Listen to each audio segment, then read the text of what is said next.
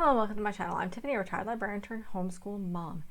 And in this video, we're going to look at 1971 Willy Wonka and the Chocolate Factory, the film. This is an adaptation of Roald Dahl's Charlie and the Chocolate Factory, the book. Check that video out. I did an entire video on the Very, Very Strange book. Now we're going to look at the Very, Very Strange film. Both of them are very strange. Yes, I'm going to cover the other monstrosity, which strangely enough is actually slightly more accurate. But then, of course, the creators will get there. That thing is weird. This thing is slightly weird, but this came out in 1971. I have a tendency to like Gene Wilder more than I like Johnny Depp. So let's go over the story of the film, and then I'll kind of point some stuff out that's different from the book. This is the story that I'm more familiar with. I saw this film before I ever even read the book. Or even heard of the book. So Willy Wonka and the Chocolate Factory is what I knew of this story. So in this story, you have Willy Wonka, who has a chocolate factory, and they kind of make it, I think it's implied that it's in England. So when Charlie passes by it, he's a little paper boy. His mother is widowed, his grandparents both share the same bed. I can't remember what she does. I don't think it says. I think she might be a maid or a waitress of some sort. And they're very, very poor. And I think he has an attic room. And basically, Willy Wonka's chocolate factory, they talk like nobody ever goes in, nobody ever comes out. And the chocolate comes out, and nobody knows what's going on. Andre closed out his factory and locked all the doors. So then he announced is that he's going to have the 5 golden tickets distributed chocolate around the world. And Charlie kind of, he wishes to have that. And you have a lot of, this is a musical, so you have a lot of musical singing about chocolate and candy. And then you start bringing in the various different characters who win the golden ticket. It starts off with Augustus Gloop, who's very, very fat. And in the film, Augustus Gloop is located in West Germany. And yes, he's very, very fat. Then you have Veruca Salt, who is English. Her father is very wealthy in the nut business and had his employees, you see them shucking chocolate bars. Then you have Violet Beauregard, who's our gum chewer. She's in Montana. And she basically stops chewing gum to deal with chocolate. And then goes back to chewing gum. And then you have Mike, TV-obsessed Mike TV, who's in Arizona, in the U.S., as apparently both Beauregard. All of them speak English. And I believe Charlie's in England as well, which is where I believe the factory takes place. So all of these guys show up on the day. They have the big celebrations. They all come with one adult. So Veruca comes with her father, Violet comes with his mother, Mike TV comes with his mother, and Augustus Gloop comes with his mother, and then Charlie comes with his grandpa Joe. And you have Willy Wonka, who comes out kind of pretending to be slow and with a cane, and then he tumbles forward and does a whole somersault thing, scaring everybody. And yes, this was one of the things that Gene Wilder insisted on doing to take the part, and the children did not know. I don't know if they were unaware of who he was, which seems odd, but they assumed that he was not kind of feeble, and he wanted to throw them off for basically the entire kind of shoot thing. He wanted to set them, make them unease just a little bit. And so the character of Willy Wonka opens the gate, introduces himself to everybody, brings them in, and starts acting. He's very, very crazy. And they bring them down a hallway that rapidly starts getting smaller, and then he is freaking people out. Mind you, prior to that, he makes them sign a giant contract that they can really barely read with massive long print, and it's on the wall. And there's complaints. And then he leads them all in, and into an incredibly shrinking hallway before he opens the door into the eventually the big candy room with the chocolate waterfall, which apparently in real film smelled, because I can't remember what it was, whether it was actually melting chocolate, things started going rancid or what. It was disgusting. And they go through the whole eating chocolate and candies in this giant room, and Augustus starts drinking them. Basically drinking the chocolate. Wonka tells him not to. His mother tries to get him to stop. He falls in and gets sucked up by the pipe, and mother is sent off. And they see the Oompa Loompas, who are orange with green hair here. They are little people, film-wise, but they are orange with green hair. I'm going to check the Wikipedia page real quick. No, it does actually name the Oompa Loompas here. Both men and women. Let's see. Any issues with the... No. Doesn't really talk much about the Oompa Loompas here. But again, they're orange. They're not orange in the books. We'll get there. And they're singing their songs about Augustus Gloop. And then they go on the terrifying boat ride. Yeah, he puts them in a rowboat that's... And they have all sorts of horror things, and he silently seems to go completely, utterly insane as they speed up going down here before they're stopping, and all of a sudden and there's all sorts of things projected on the ceiling of this tunnel and scaring the crap out of people. And then he stops, and they take them into the inventing room and go through a bunch of different things. There's a lot of puffing and buzzing and things like that. And then they reach a gum machine that creates a three-course meal. And Beauregard, without listening, takes a piece of gum and starts chewing it. And eventually turns into a blueberry. So the other thing I forgot to mention is after Charlie gets his golden ticket, he's approached by a man by the name of Slugworth, who tries to basically said, if you bring me an ever-lacking gobstopper, or something out of his factory, that I will pay you a bunch of money. And that's kind of interesting. It's like you have somebody who's trying to get stuff out of the factory, and who's kind of approaching these kids. And so now back into the factory, you do see Veruca Salt basically steal something and hide the everlasting gobstopper, and crossing her fingers when he makes them promise not to give it or show it to anyone. So very much implied that she would pass that on to Slugworth, because that's the type of person she is. So again, Violet turns into a blueberry. She actually comes in with her it's her father, not her mother. Her father comes in with her. So Veruca's with the father. Augustus is with his mother. Mike TV is with his mother. So you have the two mothers, and then the two fathers, and then Grandpa Joe. So Violet is rolled off. They move on to geese, who are laying golden eggs. And Veruca wants one. She can't have one. She goes through a huge song, and she's dancing around and making a mess in this room with these geese, and then she stands up on one of the garbage chutes, and it determines she's garbage. She's a bad egg, and it drops her down the garbage chute. And her father eventually goes complaining, and like she's maybe burned up in the furnace, and he goes after her.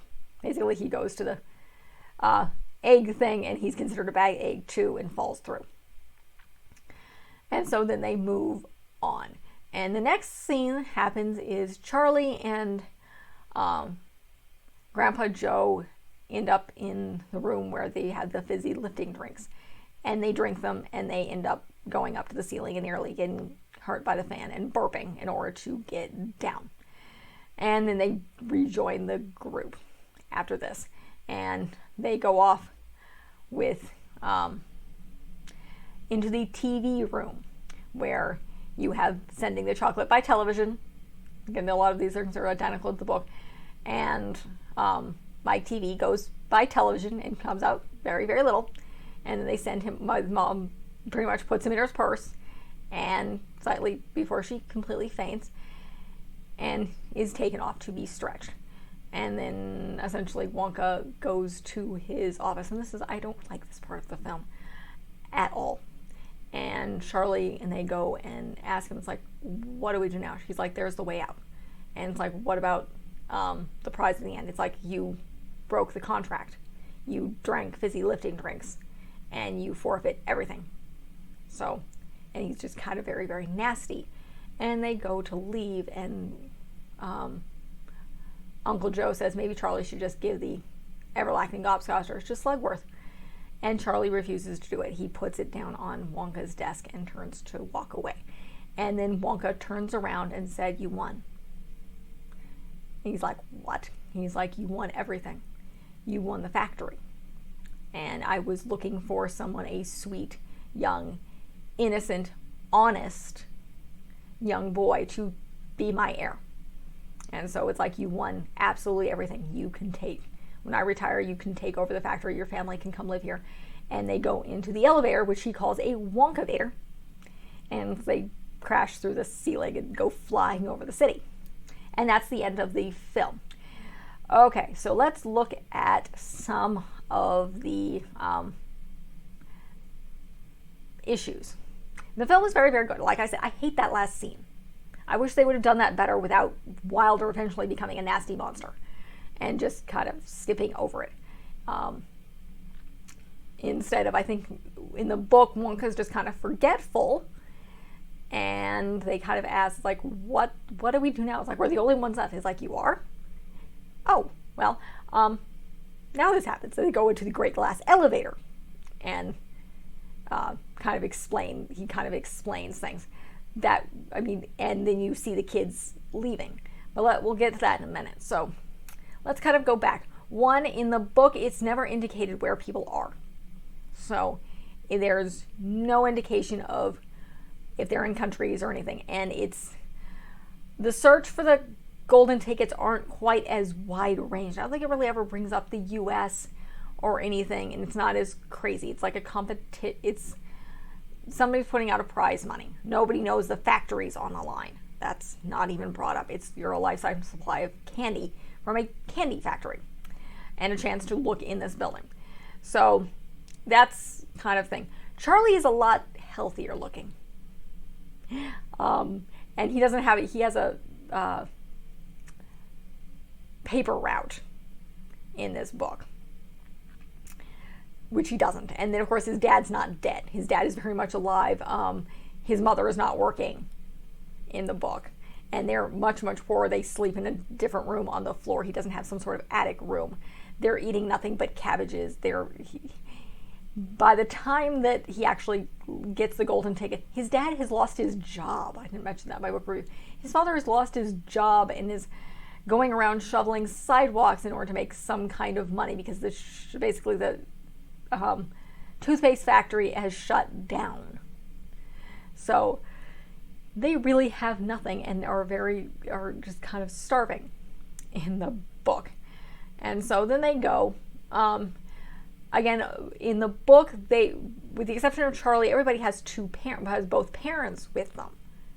So Charlie just has his Uncle Joe.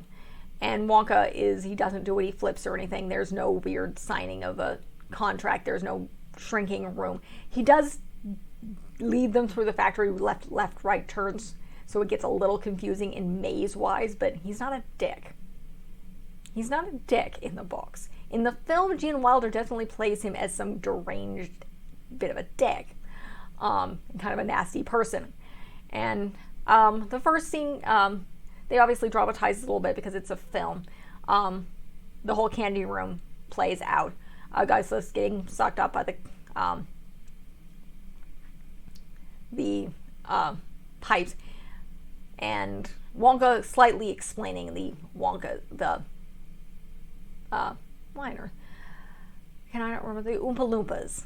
He doesn't explain. He brings them over in a crate or talks about children and he rescues them. He doesn't also talk about feeding them chocolate or experimenting on them. They got all that out. It's like, yes, I just rescued them and they work for me, and leaves it at that. And then they sing, and they are done. They are performed by little people.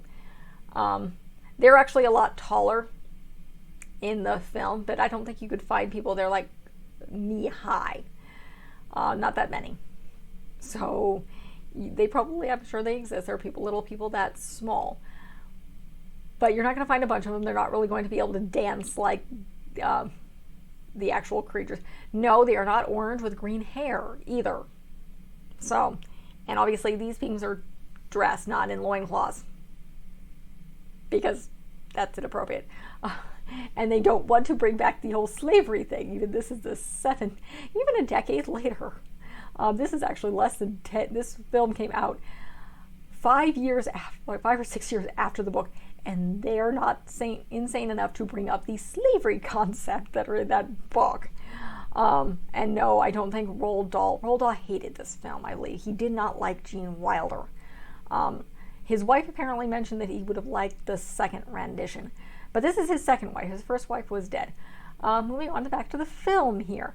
So the whole the boat ride happens, just not this terrifying thing where you're seeing gross things on the walls and Wonka slowly seeming to descend into madness before stopping and then going through the factory. No, there is no root beer thing where they're getting covered in fuzz and then automatically becoming clean again.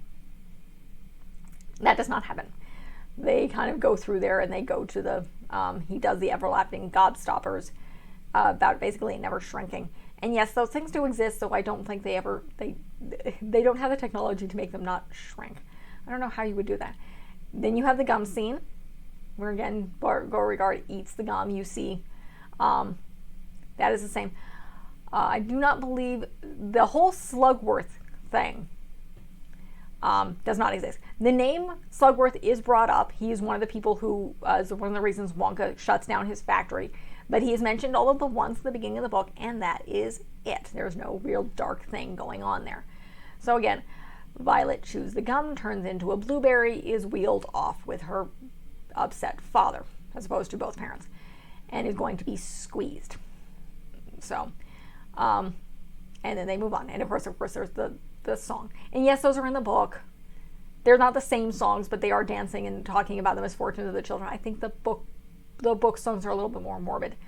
So then they go through, and this is the big difference, and this is a technology thing. In the film, they do geese. In the books, it's squirrels. Squirrels doing nuts rather than geese and golden eggs. And Veruca tries to go in and get one, not a golden egg like in the film, but a actual squirrel. And then they pin her down and knock on her head and realize it's hollow, and she's a bad nut, and toss her down the garbage chute. And yes, both of her parents end up going with her, although they're both grabbed by squirrels and proven that they have empty heads and are dumped down the garbage chute. So yeah, that happens, as opposed to Veruca going in and making a mess and then standing on a garbage chute and dropping down, and then Dad eventually following her. And yes, they do mention in both renditions that they may end up going into the furnace. Roald Dahl had issues. Moving on. Now, the whole thing with Charlie going up with the fizzy lifting drinks is film only. They don't do that in the books. It is mentioned. He mentions that eventually one of the Oompa Loompas floats into space. Yes, he likes to experiment on them. They cut that out of the film probably for good reason, along with, the slavery thing and shipping people over and smuggling them in boxes with holes in them. See the book review. That book has issues. The film has some of its own issues. So Veruca's gone. So now down to the whole lifting drink is film only. They move on. They go through the TV scene, which goes pretty well, almost exactly film and book.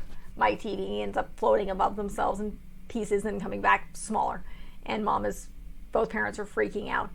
They miss out the fact that father is basically saying, no, you're not going to watch TV all day because you're small. We're going to stretch you, essentially, and we're throwing the TV out the window. So Dad pretty much says, no more TV because you're a compulsive brat, and we need to control you, and you now sent yourself by television, and could have come back in more pieces. And yes, Wonka is very calm about all of this. Wilder plays it straight, which he's supposed to, but still, he's a little bit nastier. And that's the whole scene where Wonka is nasty to Charlie and they kind of lead the gobstopper and things. Doesn't happen. It's not in the book. Wonka's forgetful and realizes, oh, there's only one left. Let's go to the elevator. And that's when he reveals it. It's not a Wonka-vator. It is the great glass elevator, and does go through the ceiling, and they go get the family, and they're flying in the air. And that actually leads into the next book, which is the great glass elevator, which I will cover. I probably have covered by the time I do this. I haven't read it as of the time of the filming of this video. So I had it read to me as a child, but I haven't reread it, so I don't remember it quite well. But yeah, in the film, you just kind of have it end with him going through the glassing and then flying over the city. So the film is very good. It is very 70s. I enjoy Gene Wilder. You don't have the slavery issues like you have in the books, but I don't like Gene Wilder. He plays it nasty, and he's kind of cruel in it, and I don't really like that, and that's kind of my opinion. I prefer this rendition to the next thing I'm going to cover, which is the monstrosity that is what happens when you throw Johnny Depp into things. This is the one that I remember. Again, I don't like the nastiness. The fizzy lifting drink, I think that's used to add dramatic effect rather than just going straight through. They wanted to add something there. I don't know if it's necessary. It's not a scene I particularly like, so I would definitely cut that out. But is the film or book better? Neither. The book is weird and has some slavery issues. The film has some freakiness with the whole riverboat thing and Wonka being freaky. And then you don't find out what happened to the kids at the end of the film. That's the other thing. In the book, you find out, basically, you see them there in the elevator and they see them leaving with their candy, and they don't forfeit anything. They still get all their chocolate at the end because they didn't sign a contract. There's no bizarre legal contract in there, which again, I think makes Wonka a little bit nastier. And then you have that whole weird Slugworth thing, which I don't think is necessary in a book in a rendition of this. So it's additional stuff that doesn't add anything to the story and makes Wonka more sinister in a way, and I don't like that. But again, both book and film have their issues, so you can't. The book has slavery issues. The film has some nasty behavior issues, some creepy scenes. That boat scene is really, really creepy. So parents, watch the film again before you show it to your children. Read the book. So they both have issues. Will I show them to my children? Not until they're maybe in middle school. This book can get creepy. It can get very, very creepy. As far as I know, none of the actors, which obviously against Gene Wilder, go on to acting. In fact, Charlie Bucket goes to Montana and becomes a vet. The actor who played Charlie Bucket is, and has been most of his life, a large animal vet. So it's like, no, I don't want to be in film. I don't like this. I'm going to go deal with horses and cows and things like that. So, and that is it for this review. I will do the Charlie and the Chocolate Factory film review. If you haven't already, please check out the book review and some of my other reviews with Roald Dahl. I cover George's Marvelous Medicine, and I do a whole introduction on how to deal with Dahl's issues and his issues. Check out that intro video. You get me ranting and raving about Roald Dahl a lot. I will rant and rave about Dahl and his very, very interesting books that are mildly horrific. So I also have a bunch of other book reviews and film reviews and sprinkling of kids' travel stuff and homeschooling, non-religious, secular homeschooling stuff sprinkled in there. I have a bunch more planned, so check out the rest of my stuff. Like and subscribe. I have a lot more planned. Thank you.